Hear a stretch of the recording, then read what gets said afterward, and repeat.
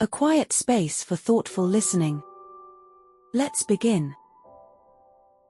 To take a finger in illustration of a finger not being a finger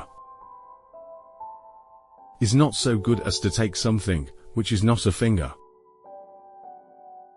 To take a horse in illustration of a horse not being a horse is not so good as to take something which is not a horse. So with the universe and all that in it is. These things are but fingers and horses in this sense. The possible is possible, the impossible is impossible. Tao operates, and given results follow.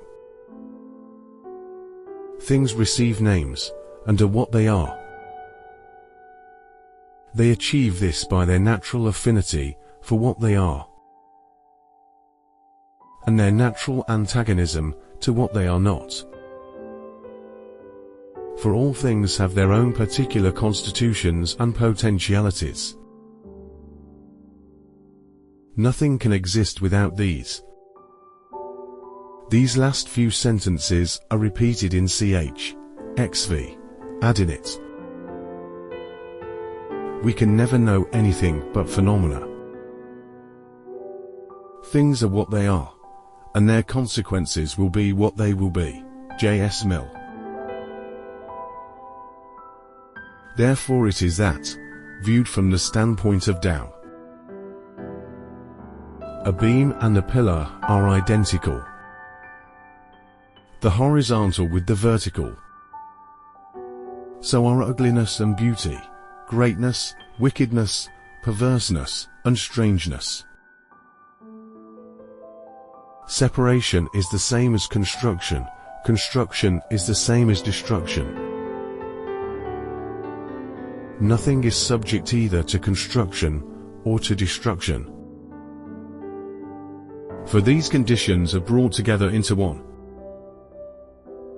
Only the truly intelligent understand this principle of the identity of all things. They do not view things as apprehended by themselves, subjectively, but transfer themselves into the position of the things viewed, avoiding the fallacious channels of the senses. And viewing them thus, they are able to comprehend them, nay, to master them. And he who can master them is near. So it is apt to place oneself in subjective relation with externals. Without consciousness of their objectivity, this is Tao. But to wear out one's intellect in an obstinate adherence to the individuality of things, not recognizing the fact that all things are one. This is called 3 in the morning. What is 3 in the morning? Asked Zhuyu. A keeper of monkeys, replied Zhu Shi, said with regard to their rations of chestnuts that each monkey was to have 3 in the morning and 4 at night. But at this the monkeys were very angry. So the keeper said they might have 4 in the morning and 3 at night. With which arrangement they were all well pleased. The actual number of the chestnuts remained the same,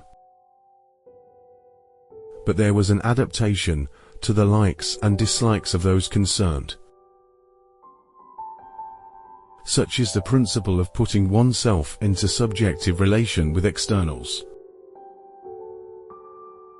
Wherefore the true sage, while regarding contraries as identical, adapts himself to the laws of heaven.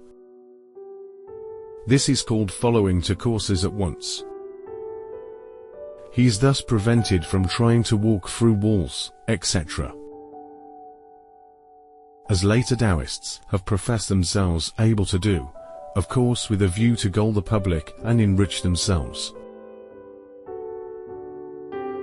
God, says Locke, when he makes the prophet, does not unmake the man. So Carlyle in his essay on Novalis, to a transcendentalist, matter has an existence, but only as a phenomenon.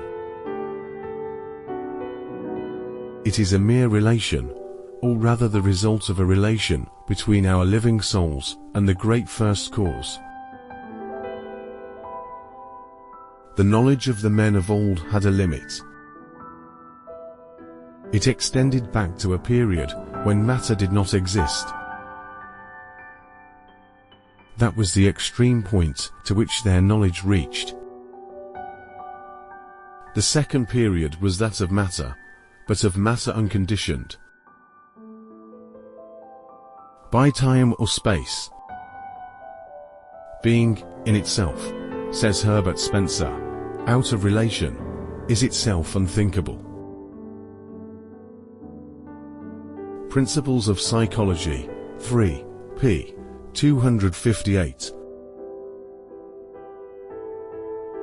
If this brought you a moment of peace, please consider subscribing.